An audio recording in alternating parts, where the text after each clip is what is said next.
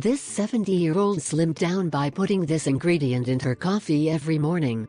Although coffee has its origin in Ethiopia and the Arabian Peninsula, it is no secret that it is one of the favorite drinks of the Western world, and its consumption is widespread in Europe and throughout America. Its main compound is caffeine, a psychoactive drug with important effects on our nervous system and, currently, has been the subject of numerous scientific studies. Coffee also promotes cardiovascular health.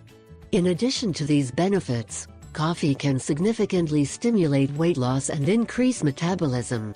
If you prepare it in the following way, it can be very beneficial for weight loss. Here is the prescription. Ingredients: 3/4 cup of coconut oil, half a teaspoon of honey, 1 teaspoon of cinnamon, 1 teaspoon of cocoa, optional. Preparation: you should start mixing all the ingredients until finely mixed and then pour the mixture into a cup with a lid.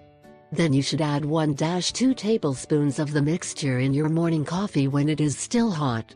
Stir for a few seconds until it dissolves and enjoy a rich coffee and at the same time lose weight.